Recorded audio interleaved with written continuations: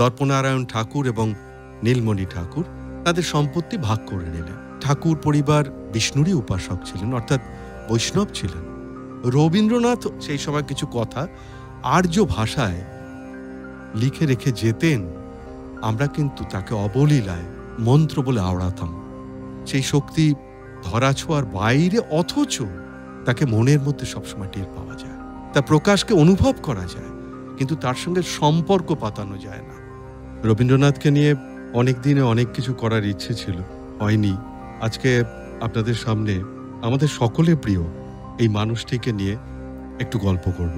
মানে গল্পের বিষয়টা অন্যরকম, কিন্তু আমি জানি প্রত্যেকটি শ্রোতা এবং দর্শক যারা অনুভবী, তারা নিশ্চয়ই আমার উপলব্ধির কথা বুঝতে পারবেন। নমস্কার।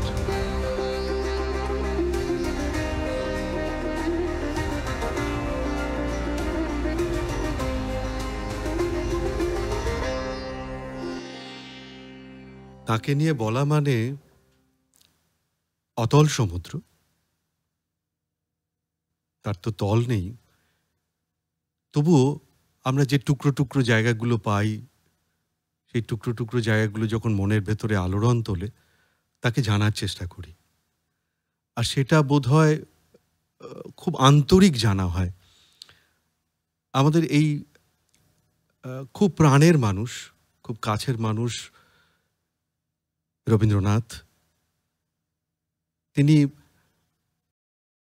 যেভাবে আমাদের উপলব্ধিতে পৌঁছেছেন এবং আমাদের জিজ্ঞাসু করে তুলেছেন তাকে জানার জন্যে, সেটা বড় অদ্ভুত, সেটা বড় বিস্ময়। আর তার জন্যই কিন্তু আমরা ক্রমাগত জানতে শুরু করেছি এবং জেনে চলেছি সমানে। আজকে রবীন্দ্রনাথ নিয়ে খুব ঘরোয়াভাবে দু চারটে কথা বলবো, কারণ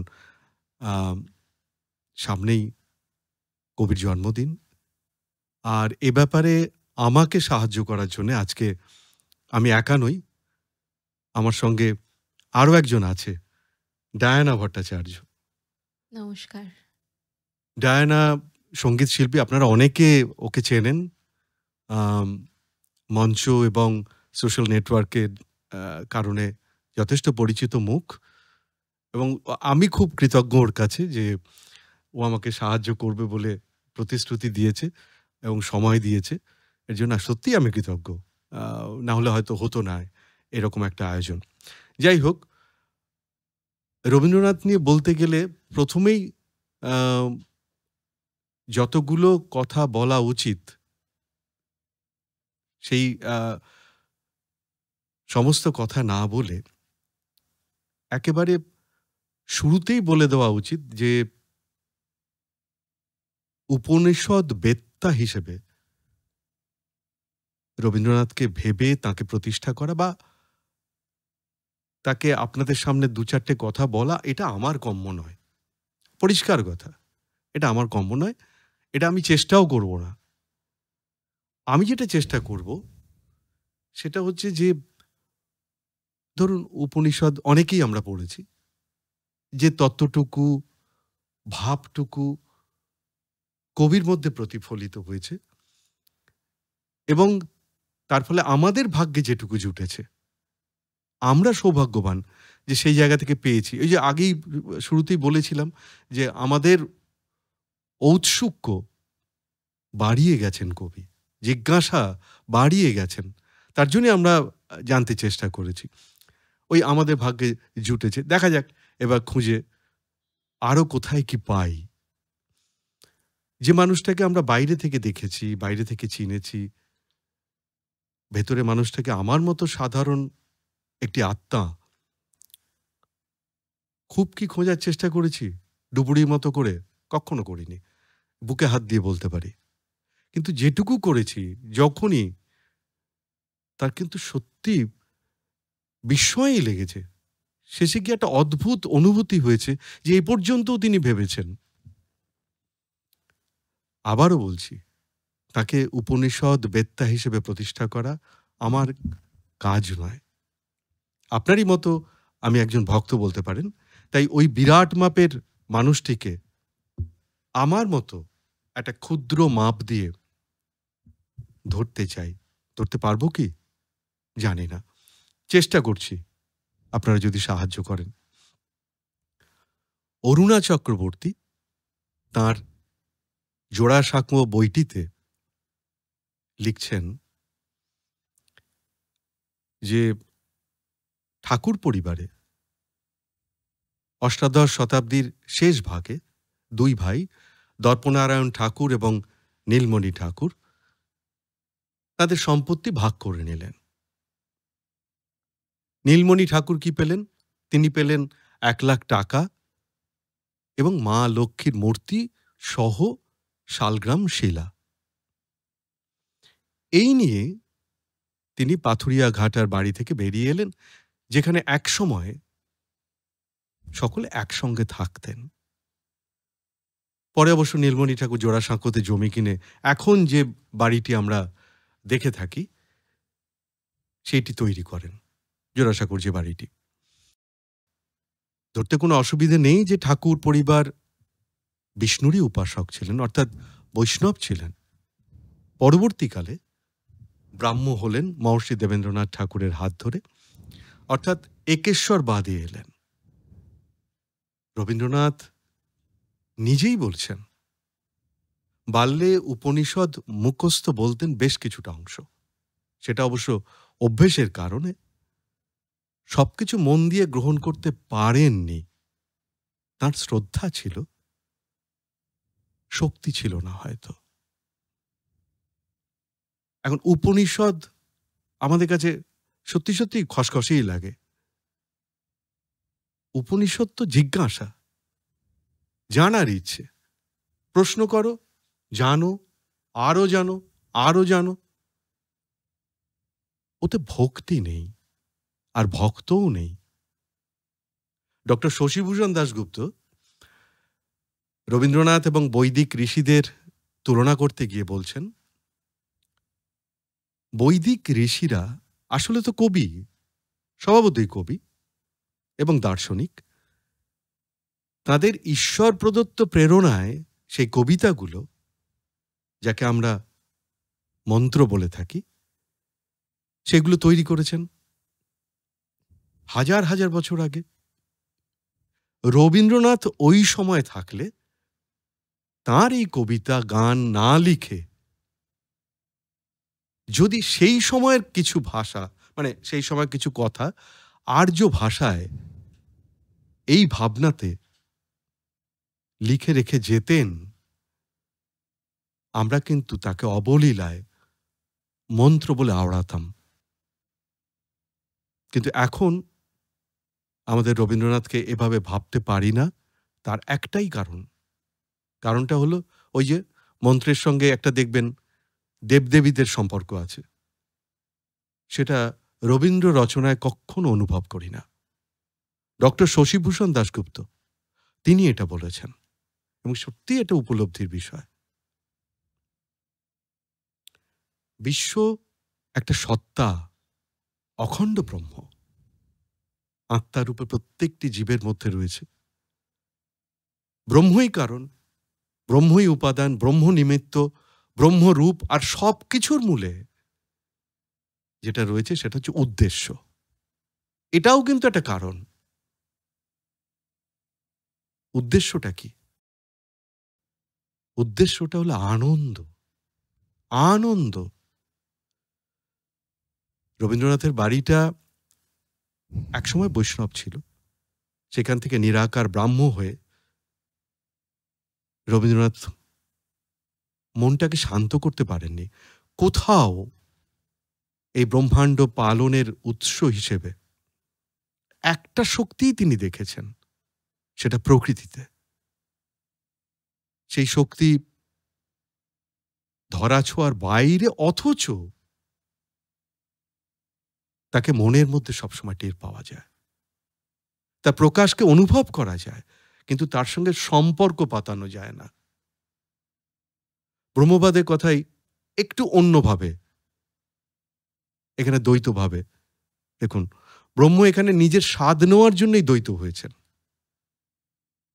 তাহলে ব্রহ্মকে সঙ্গে নিয়ে এগোতে হয়, কিন্তু সে তো ব্রহ্ম একটা বিরাট সত্তা। এই যে আমরা যা ধরতে পারছি, আপনি যা ধরতে পারছেন, ছুঁতে পারছেন, দেখতে পাচ্ছেন, সেটা যেমন ব্রহ্মের অংশ, যা আমরা দেখতে পাচ্ছি না, ছুঁতে পাচ্ছি না, কথা বলতে পারছি না, সেটাও ব্রহ্ম। তার কোনো বিকার নেই, তার বিকার হয় না। হৃদয় দিয়ে তাকে বোঝার কোনো উপায় নেই। তাকে ধরে, তাকে ছুঁয়ে, কেঁদে, তার কাছে নালিশ করে, ভালোবেসে অনুভব করা যায় না। অথচ সেটাই তো রবীন্দ্রনাথ করতে চেয়েছেন। যেটা বৈষ্ণব বা শাক্ত পদাবলী পদকর্তারা করেছেন, কথা বলেছেন, অভিমান করেছেন, রাগ করেছেন, সেই তাঁর সঙ্গে। এগুলো তাঁর সঙ্গেই করা যায়, যার সঙ্গে প্রীতির সম্পর্ক আছে। রবীন্দ্রনাথও এটাই চেয়েছিলেন। একটা ছবি তো দরকার। সেই ছবিটাই কিন্তু ভেতরে বসে থাকা চৈতন্য। আর সেটা একটা ক্যানভাসের মতো, যেখানে শিল্পী তুলি দিয়ে ছবি আঁকে। সেখানে তাঁর ছবি আঁকা যায়। তাকে ঈশ্বর বলুন, ভগবান বলুন, তাকে পরম প্রিয় করতে পারা যায়। যিনি রবীন্দ্রনাথের কাছে এসে চিরসখা হয়েছেন, সখা হয়েছেন, কখনো বন্ধু হয়েছেন, কখনো জীবন দেবতা হয়েছেন, কখনো বিশ্ব দেবতা হয়েছেন, এবং বিশ্ব দেবতা করে মানুষের হৃদয়ে ঠাঁই দিয়েছেন। সেই উপনিষদের কথাই কিন্তু বলছেন রবীন্দ্রনাথ। একটু সরে গিয়ে যেন রক্তমাংসের কেউ একজন বসে রয়েছে মানুষ রবীন্দ্রনাথের ভেতরে, তারই সঙ্গে যত কথা, তারই সঙ্গে যত গান, যত সংলাপ। তোমার বিনা আমার মনো মাঝে, কখনো শুনি কখনো ভুলি, কখনো শুনি না যে। আবার লিখেছেন, মোর হৃদয়ের গোপন বিজন ঘরে, একেলা রয়েছ নীরব শয়ন পরে, প্রিয়তম হে জাগো জাগো জাগো। বা আমার হিয়ার মাঝে লুকিয়েছিলে, দেখতে আমি পাইনি। বা ধরুন এই গানটির কথা, আপনাকে এই জানা আমার ফুরাবে না, এই জানারই সঙ্গে সঙ্গে তোমায় চেনা। আরো আছে, কত বলবো, তুমি ছেড়েছিলে বলে হ্যারো কি দশা হয়েছে। বা সেই গানটি, মাঝে মাঝে তব দেখা পাই, চিরদিন কেন পাই না। মাঝে মাঝে তব দেখা পাই, চিরদিন কেন পাই না। মাঝে মাঝে তব দেখা পাই, চিরদিন কেন পাই না। কেন মেঘ আসে হৃদয় আকাশে, কেন মেঘ আসে হৃদয় আকাশে, তোমারে দেখিতে দেয় না। মোহ মেঘে তোমারে দেখিতে দেয় না। মোহ মেঘে তোমারে অন্ধ করে রাখে, তোমারে দেখিতে দেয় না। মাঝে মাঝে তব দেখা পাই, চিরদিন কেন পাই না। জীবন দেবতা কবিতায় কবি লিখছেন, আপনি বড়িয়া লয়েছিলে মোরে, না জানি কিশোর আসে, লেগেছে কি ভালো হে জীবননাথ। আমার রজনী আমার প্রভাত, আমার নর্ম আমার কর্ম, তোমার বিজন বাসে। উপনিষদ বারবার বলে, জানো, জেনে আনন্দ পাও, ভক্তি টক্তি নয়, জানাতেই আনন্দ। ভক্ত হওয়া চলবে না। কিন্তু রবীন্দ্রনাথ তিনি তো ভক্ত। ঈশ্বরকে জেনে তার শুধু কেন আনন্দ হবে? অবশ্যই তাকে জানবেন, তার সঙ্গে মিলিত হবেন, তবেই তো আনন্দ। তাহলে পথটা কি? পথের সন্ধানও তিনিই দিয়েছেন। তিনিই বলেছেন মানুষ, মানবিকতা, তার মধ্য দিয়ে ঈশ্বরকে দেখা। তাহলে শুধু জীবন দেবতাকে ব্যক্তিসত্তা অনুভব করে তিনি ক্ষান্ত হননি। তিনি কি করেছেন? তার ভক্তি দিয়ে, সেই ভক্তি দিয়ে সেবা করতে চেয়েছেন। তাই বিশ্বমানব আসলে যেটা কোনো ব্যক্তি নয়, নৈর্ব্যক্তিক, তাকে ধরতে চেয়েছেন রবীন্দ্রনাথ। মানুষেরই সেবার কথা বলেছেন, বিশ্ব সাথে যোগ দিতে বলেছেন, তবেই তো তাঁর সঙ্গে যোগ হবে। বিশ্ব দেবতার মধ্যেই জীবন দেবতাকে খোঁজার চেষ্টা করেছেন পরবর্তীকালে। উপনিষদ বলছে সব এক, সব আলাদা কিছু নয়। যা ব্রহ্মে আছে তাই আছে তোমার ভেতরে, একই চৈতন্য ভেতরে এবং বাইরে। রবীন্দ্রনাথ কিন্তু দেখছেন একজনই স্রষ্টা, তিনিই শিল্পী, তিনিই তৈরি করছেন এক আনন্দ ঘন ব্রহ্মের আস্বাদ, যাকে আলাদা ধরাছোঁয়ার মধ্যে, যাকে তুমি করে বলা যায়, যার সঙ্গে সম্পর্ক তৈরি করা যায়। ঈশোপনিষদের মন্ত্র যেখানে একটা বিরোধিতার নিষ্পত্তি করেছে, যেমন কেউ বলেন না যে ঈশ্বর সত্য, মানে আমাদের যে ভাবনাগুলো রয়েছে অদ্বৈত দ্বৈত, ঈশ্বর সত্য জগৎ মিথ্যা, কেউ বলেন না জগৎ সত্য ঈশ্বর মিথ্যা, কেউ বলেন দুটোই সত্য। সেই মীমাংসা কিন্তু ঈশোপনিষদ সুন্দর করে করেছেন। ঈশাবাস্যম ইদম সর্বম ইয়ৎকিঞ্চ জগতাং জগৎ তেন তক্তেন ভুঞ্জিতাহ মা কৃথ কস্য সিদ্ধানাম। অর্থাৎ এই জগতে যা কিছু অনিত্য তাতে ঈশ্বর জড়িয়ে আছেন। এই অনিত্য জগতে প্রত্যেকটি বস্তুর মধ্যে ঈশ্বরই বাস করেন। সঙ্গে আর কি বলেছেন? ত্যাগ করে ভোগ করো, আত্মাকে পালন করো, অন্যের ধনে লোভ করো না। রবীন্দ্রনাথ এই সর্বব্যাপী অস্তিত্বের মধ্যে যিনি প্রচ্ছন্ন হয়ে আছেন, সেই প্রচ্ছন্ন অস্তিত্বকে তিনি অন্তরে আবিষ্কার করলেন, তার সঙ্গে ব্যক্তিগত সম্পর্ক তৈরি করলেন, যিনি সখা, যিনি জীবন বল্লভ, আর সবশেষে মানবিকতা তত্ত্বকে বড় করে দেখলেন। বিশ্বকে অখণ্ড ধরে বিশ্ব মানবতাতেই আনন্দ খুঁজলেন। ঈশ্বর চিন্তা এবং কবির ভাবনা, এই যে দুটো জিনিস পরস্পর বুননটা এমন ছিল যে একটাকে বাদ দিয়ে অন্যটাকে ধরা যায় না। একই পথ অনুসরণ করেছেন।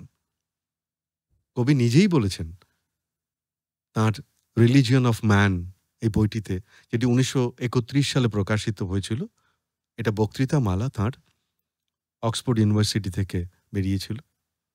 দেখুন, নিজেকে প্রকৃতির মধ্যে স্থাপন করে তিনি তো বহু কথা লিখেছেন, বহু গান লিখেছেন।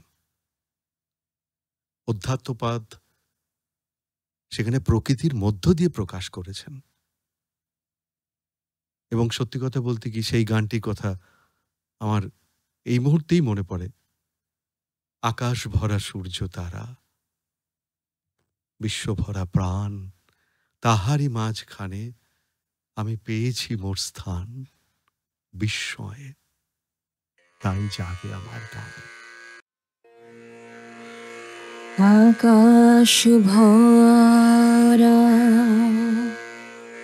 সূর্য তারা, বিশ্ব ভরা প্রাণ, তাহারি মাঝ খানে আমি পেয়েছি, আমি পেয়েছি মোর স্থান বিস্ময়ে, তাই জাগে জাগে আমার প্রাণ আকাশ ভরা। রবীন্দ্রনাথ তার উপস্থিতি মানছেন, হৃদয়ে তাকে সখা বলে গ্রহণও করেছেন, তাতেও সম্পূর্ণ তৃপ্ত হতে পারেননি। চাইছেন তাকে কর্ম দিয়ে সেবা করতে। তাই বিশ্ব মানবতাকে তিনি আঁকড়ে ধরলেন। তাতেই তার তৃপ্তি এলো, আনন্দ এলো। অর্থাৎ একই সঙ্গে বুদ্ধি, হৃদয় এবং সেবাকে তিনি আঁকড়ে ধরলেন। মন, হৃদয়, কর্ম সব একাকার হয়ে গেল। জীবন স্মৃতিতে রবীন্দ্রনাথ বলছেন, আমাদের পরিবারে যে ধর্ম সাধনা ছিল, আমার সঙ্গে তার কোনো সংস্রব ছিল না। আমি তাহাকে গ্রহণ করি নাই। যদিও তিনি ব্রহ্মসঙ্গীতও লিখেছেন, আবার দেখুন ব্রাহ্ম সমাজের সম্পাদক হিসেবেও বেশ কিছুদিন কাজ করেছেন। দার্শনিক হিরণময় বন্দ্যোপাধ্যায় এ বিষয়ে বলছেন যে রবীন্দ্রনাথের একটা নিজস্বতা ছিল। একলা নতুন পথে ভাবতে ভালোবাসতেন। তাই ব্রহ্মবাদের অনুরূপ একটা ভাবনা তার কবিতা, সঙ্গীত এবং রচনায় প্রকাশ পেয়েছিল। রবীন্দ্রনাথের মনের গতির পরিবর্তন আমরা বেশ কয়েকবার লক্ষ্য করেছি। ব্রহ্মের এই নীরস খসখসে প্রশ্ন, জিজ্ঞাসা, আর পাশাপাশি যখন মানুষের সঙ্গে একান্ত আলাপচারিতা তাঁর গানে, কবিতায় আমরা দেখি, সেখানে ভক্তি আছে, কিন্তু ভক্তির কোনো বাড়াবাড়ি নেই। কারণ তিনি মনে করতেন অতিরিক্ত ভক্তিই হচ্ছে চলার পথে গর্ত তৈরি করে, বাধা তৈরি করে। তাতে মন আপাত ভরলেও আখেরে জমার ঘরে কিছু জমে না। ভক্তের যেমন দেবতার প্রয়োজন, দেবতারও তো ভক্তের প্রয়োজন, তাই না? নইলে তাকে সমানভাবে নিজের করব কি করে? সেই প্রীতির সম্পর্কটা তৈরি হবে কি করে? রবীন্দ্রনাথই বললেন, আমায় নইলে ত্রিভুবনেশ্বর, তোমার প্রেম হতো যে মিছে। আমাকেও দরকার আছে, আমাকেও দরকার আছে তোমার। মধুর রসকে কিন্তু আমরা এখানে লক্ষ্য করি কবির ভাবনায়, যেখানে বৈষ্ণব তত্ত্বের দ্বৈত ভাবের প্রকাশ, কিন্তু সেখানেও একটু তফাৎ রেখেছেন। সেখানে ভগবান শ্রীকৃষ্ণকে শ্রী রাধিকার থেকে অনেক বড়, তাঁর বিরাটত্বকে ভেবেই এটা তত্ত্বটাকে তৈরি করা হয়েছে, সেই তত্ত্বটাকে খাড়া করা হয়েছে। কিন্তু তিনি যে আমারই মতন, তাকে ভয় পেতে হয় না, তাকে সংকোচ করতে হয় না, কি বলবো কি বলবো এটা ভাবতে হয় না। বয়সে বড় হলে, ক্ষমতায় বড় হলে অতিরিক্ত কিন্তু সতর্ক হয়ে যেতে হয়। দেখবেন আপনিও সতর্ক হবেন। সেখানে একটা সাম্য আছে। ব্রাহ্মধর্মের শিক্ষায় বড় হয়ে ওঠাটাকে তিনি কিন্তু অন্যভাবে নেননি। হ্যাঁ, সবটা মানতে পারেননি, সরেছিলেন, তবে ধীরে। আবার ছেড়েও যাননি, তার কারণ উপনিষদের প্রতি তার অগাধ শ্রদ্ধা ছিল, যেটি তিনি তার পিতা মহর্ষির কাছ থেকে পেয়েছিলেন। কিন্তু উপনিষদের ভাবনায় তাকে ঈশ্বরকে পিতা ভাবতে গিয়ে, সম্পর্ক তৈরি করতে গিয়ে দেখছেন সেখানে ভক্তি আছে, আবার বিরাটত্বও আছে, কারণ পিতা ভাবছেন, তাই ভেদও আছে। বৃহৎ শক্তি আর ক্ষুদ্র শক্তির মধ্যে যেমন তফাৎ, সেই রকম একটি অনেক বড় ব্রহ্মাণ্ড জুড়ে সে বিশাল পুরুষ, তার পাশে নিজেকে এত ক্ষুদ্র মনে হলো যে সেখানে একটা দেওয়াল তৈরি হলো। অস্বীকার করছেন না যে বৃহৎ শক্তিটা আছে বলেই তিনিও আছেন, কিন্তু তার সঙ্গে মনের কথা কওয়া যায় না। জীবন থাকলে আনন্দ আছে। আমরা পার্থিব আনন্দের কথা এখানে বলছি না, কিন্তু আমরা পার্থিব আনন্দটাই বেশি পাই যে কোনো ব্যাপারে। হ্যাঁ, সেটা ক্ষণস্থায়ী, সেটা বাহ্যিক। আমরা ব্রহ্মের আনন্দের কথা বলছি, যেটা অসীম, সর্বব্যাপী, ভীষণ কঠিন জিনিস। জীবন থাকলে আনন্দ আছে, মৃত্যুতে তা নেই, আমরা বুঝি না। ব্যবহারিক ক্ষেত্রে তাই, কারণ মৃত্যুর সঙ্গে শোক আছে, বেদনা আছে, কষ্ট আছে, বিরহ আছে, অসহায়তা আছে, এগুলো স্বাভাবিক। তাই আনন্দটা কোথায়? জীবন আর মরণে আসলে আনন্দ ছাড়া আর কিছু নেই। সেই আনন্দেরই আয়োজন করে রেখেছেন এই মানুষটি, রবীন্দ্রনাথ। আমি একটু একটু করে বলি। আমাদের অবিদ্যা, আমরা বুঝতে পারি না, আমিও না, কেউ না। তাই বাস্তবে লাভ ক্ষতির হিসেব করি, কিন্তু তিনি হিসেব করেন জন্ম আর মৃত্যুর এই খেলার। বিশ্ব আনন্দ থেকেই এই জীবের সৃষ্টি। আবার যখন জগতের এই খেলাটা শেষ হয়ে যাবে, সেই বিশ্ব আনন্দতেই মিশে যাবে। আমরা কি বুঝতে পারি? অসম্ভব। আমরা ওর মাঝখানে অনেক শোক, অনেক দুঃখ, অনেক অস্বস্তি, অসহায়তা, স্বাভাবিকভাবে। এর মধ্যে কোনো অস্বাভাবিক কিছু নেই, তাই তো আমরা ভাবব। কিন্তু আসলে জন্ম মৃত্যুর এটা একটা খেলা। শেষ হলে ওই বিশ্ব আনন্দতে আমরা মিশে যাই। আনন্দম ব্রহ্মণ বিদ্বান ন বিভেতি কুতশ্চন। ব্রহ্মের আনন্দ যে পেয়েছে, সে আর কোনো কিছুতে ভয় পায় না। উপনিষদ রবীন্দ্রনাথ থেকে সামান্য আলাদা। সেখানে জীবন আর মৃত্যুর কোনো তফাৎ নেই, দুটোই এক। অনেকটা ওই দেখবেন মেলায় নাগরদোলা চড়ে না, নাগরদোলা একবার উপরে যাচ্ছে, একবার নিচে, এই উপরে তো এই নিচে। এও তাই। এই ওপরটা হলো জীবন, আবার যে নিচে আসছে মৃত্যু, আবার জীবন, আবার মৃত্যু, এই খেলা চলছে। আর এই নাগরদোলা চড়াতেই, এর চড়ার আনন্দটাকেই অমৃত সম ভেবেছে উপনিষদ। আর রবীন্দ্রনাথ কি ভেবেছেন? জীবন ও মরণের সীমানা ছাড়ায় বন্ধু হে আমার রয়েছ দাঁড়ায়।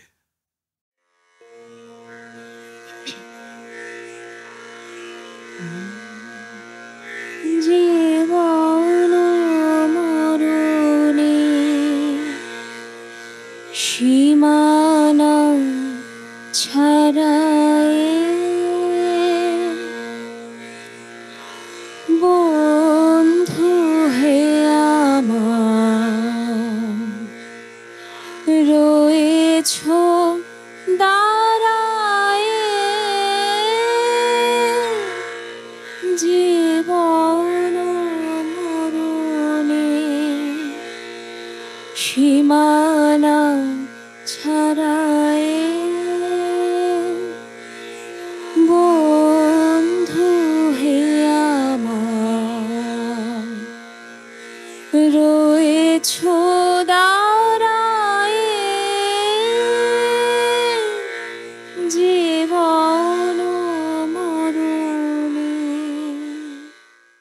তাই তিনি এই জন্ম মৃত্যুর ক্রমাগত রূপান্তরকে, তার আস্বাদনকে আনন্দযোগ্য বলছেন।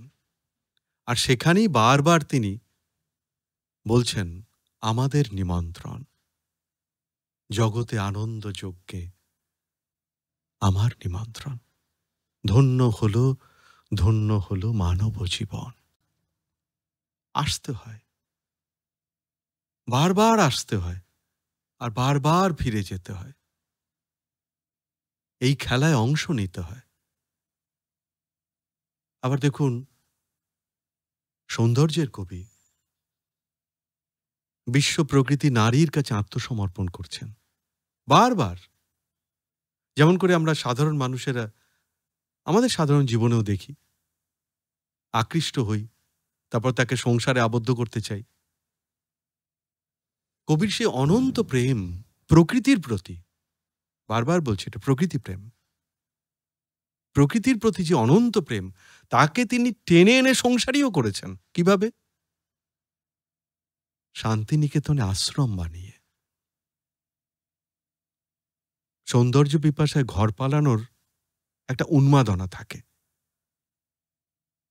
কবিরও একটু একটু ছিল, কিন্তু পরে ঘরের মধ্যেই সেই সৌন্দর্যকে আনলেন, সেই উপনিষদকেই নির্ভর করলেন, টেনে আনলেন গুরুকুল আশ্রম যেটা শান্তিনিকেতনে, এটা তারই একটা উদাহরণ।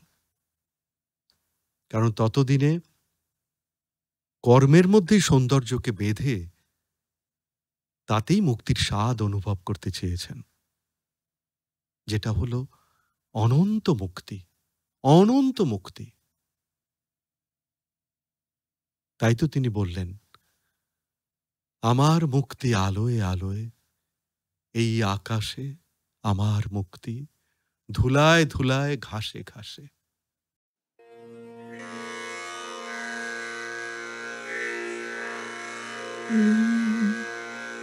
আমার মুক্তি আলোয় আলোয়, এই আকাশে আমার মুক্তি আলোয় আলোয়, আমার মুক্তি ধুলায় ধুলায় ঘাসে ঘাসে, এই আকাশে আমার মুক্তি আলোয় আলোয়।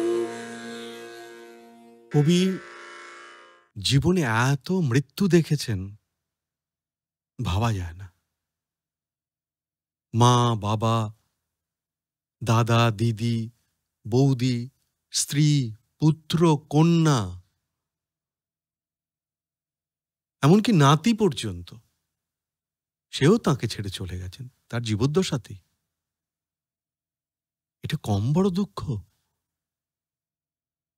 এত মৃত্যুতেও রবীন্দ্রনাথ কিন্তু অবিচল থেকেছেন। আজকের দিনে দাঁড়িয়ে আমরা ভাবতেই পারি না, ভাবতেই পারি না। ভেবে দেখুন, এত আপনজন যদি আমার কাছ থেকে চলে যায়, আমি স্থির থাকতে পারবো? কখনো পারবো না। গীতায় ২য় অধ্যায় সাংখ্যযোগে সেই বিখ্যাত শ্লোক, ভগবান শ্রীকৃষ্ণ বলছেন বাসাংসি জীর্ণানি যথা বিহায় নবানি গৃহ্ণাতি নরোপরাণি তথা শরীরানি বিহায় জীর্ণান্ন নায়নি সঞ্জাতি নবানি দেহি। মানুষ যেমন পুরনো পোশাক বদলে নতুন পোশাক বা বস্ত্র পরে, সেরকম আত্মাও পুরনো শরীর ত্যাগ করে নতুন শরীর গ্রহণ করে। আপনারা সকলে জানেন বিখ্যাত জায়গাটা গীতার। কবি রবীন্দ্রনাথ তিনিও মৃত্যুকে জন্মের মতোই একটা খেলার অঙ্গ হিসেবে নিয়েছেন। মৃত্যুকে শ্যাম রূপে, তুহু মম শ্যাম সমান, শ্যাম রূপে দেখেছেন, অমৃতের মতো দেখেছেন, ছান্দোগ্য উপনিষদে বলছে না, ন পশ্য মৃত্যুং পশ্যতি ন রোগং ন তো দুঃখতাং সর্বং হি পশ্যতি সর্বনাপনতি সর্বশা। অর্থাৎ যিনি ঠিক ঠিক দেখেন, তিনি মৃত্যু, রোগ, দুঃখ এগুলো দেখতে পান না, দেখেন না। যিনি ঠিক ঠিক দেখেন, তিনি অখণ্ডভাবে সব দেখেন। এগুলো সব এক জিনিসের মধ্যে, অখণ্ড। এবং তিনি অখণ্ডকেই পান, অর্থাৎ ব্রহ্মকে পান। কবি নিজেই মৃত্যুকে নিয়ে বলছেন, ছাই হয়ে সে নিভবে যখন, জ্বলবে না আর কভু তবে, এড়িয়ে তারে পালাস না রে, ধরা দিতে হোস না কাতর, দীর্ঘ পথে ছুটে কেবল, দীর্ঘ করিস দুঃখটা তোর, মরতে মরতে মরণটারে শেষ করে দে একেবারে, তারপরে সেই জীবন এসে আপন আসন আপনি লবে। তোমারও অসীমে প্রাণ মন লয়ে যত দূরে আমি ধাই, কোথাও দুঃখ, কোথাও মৃত্যু, কোথা বিচ্ছেদ নাই।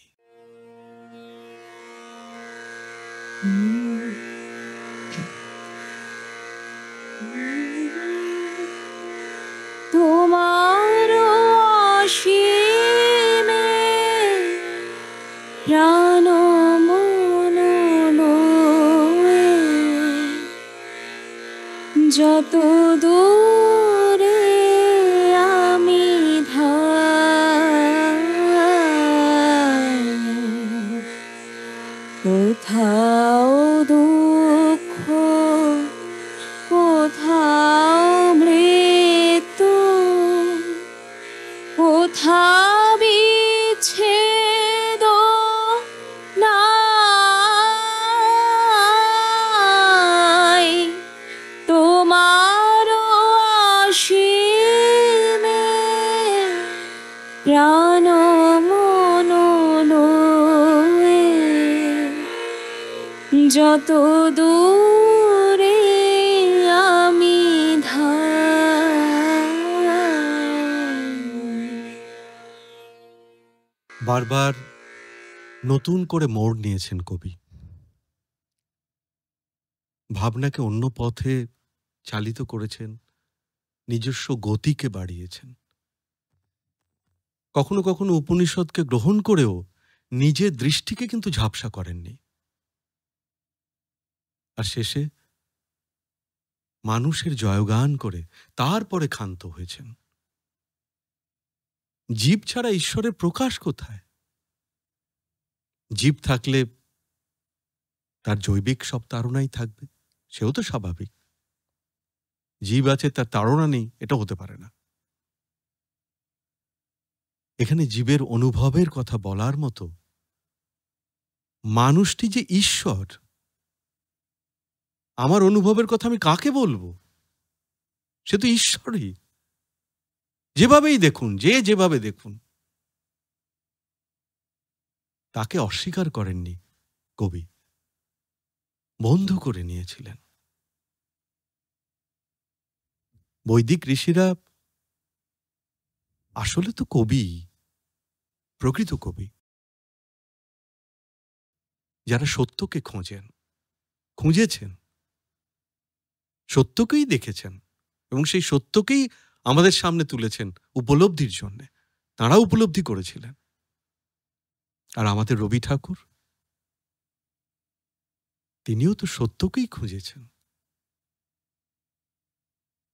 তিনিও দেখেছেন তাঁর মতো করে, তাঁর মতো করে। আমাদের সেই উপলব্ধিটুকু দিয়েছেন। আমরা সৌভাগ্যবান যে তার ওই লেখাতে যখন পড়ি, যখন গভীরভাবে ভাবার চেষ্টা করি, সেই উপলব্ধিতে পৌঁছে যেতে পারি। এটুকু তো করেছেন, আমাদের জিজ্ঞাসু করে তুলেছেন।